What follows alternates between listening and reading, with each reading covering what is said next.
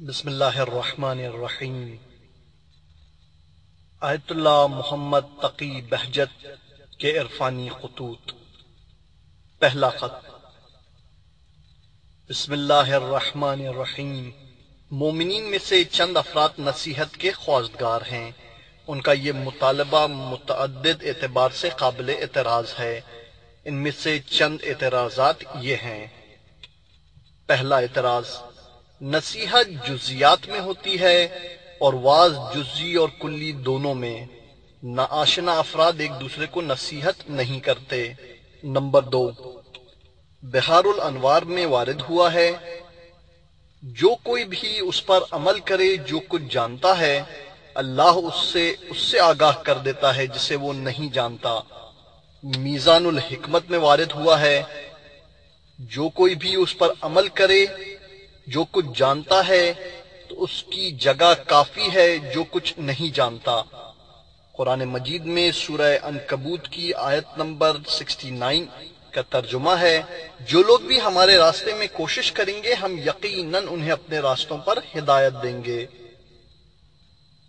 جو جانتے ہیں اس پر عمل کریں اور جو نہیں جانتے ہیں اس میں احتیاط کریں، یہاں تک کہ ذمہ داری واضح ہو جائے، اور اگر واضح نہ ہو تو سمجھ جائیں کہ جو معلوم تھا اس پر عمل میں کوتاہی سرزد ہوئی ہے۔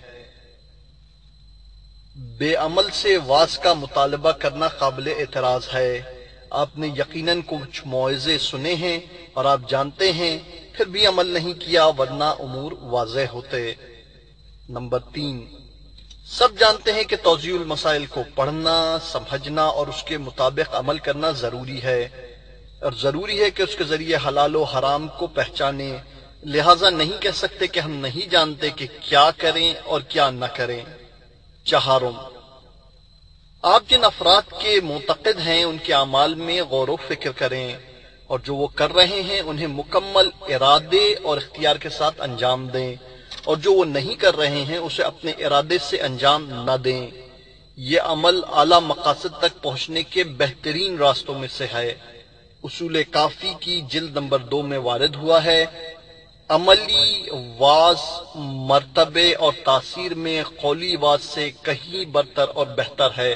پنجم، بہت واضح ہے اور بتانے کی ضرورت نہیں ہے کہ ہر روز قرآن کریم کا پڑھنا، تعقیبات نماز اور اس کے علاوہ دوسرے مقامات پر وقت اور جگہ کی مناسبت سے دعائیں پڑھنا، مساجد اور مقدس مقامات میں کثرت سے آنا جانا، علماء اور صالحین سے ملاقات اور ان کی محافل میں شرکت، اللہ اور اس کے رسول کے نزدیک مورد پسند اعمال میں سے ہیں۔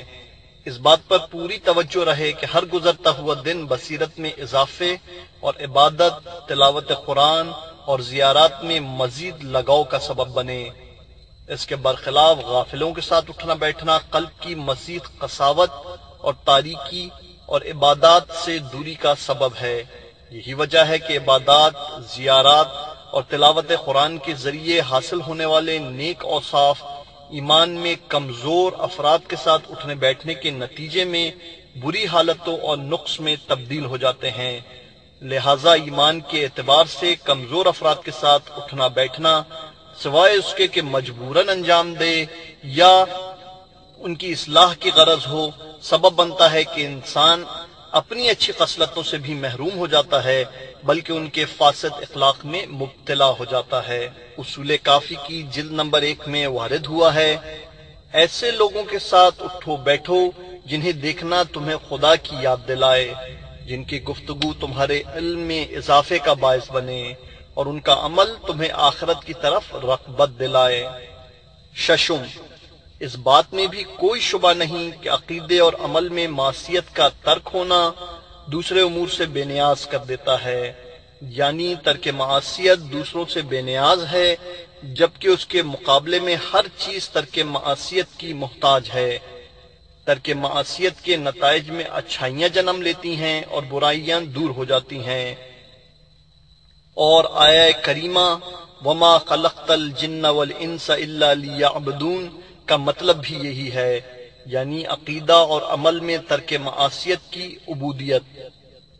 بعض افراد سمجھتے ہیں کہ وہ ترک معصیت کے مرحلے سے کامیابی سے گزر چکے ہیں، اس بات سے غافل ہیں کہ گناہ صرف گناہان کبیرہ نہیں ہے، گناہان صغیرہ پر اصرار بھی گناہ ہے۔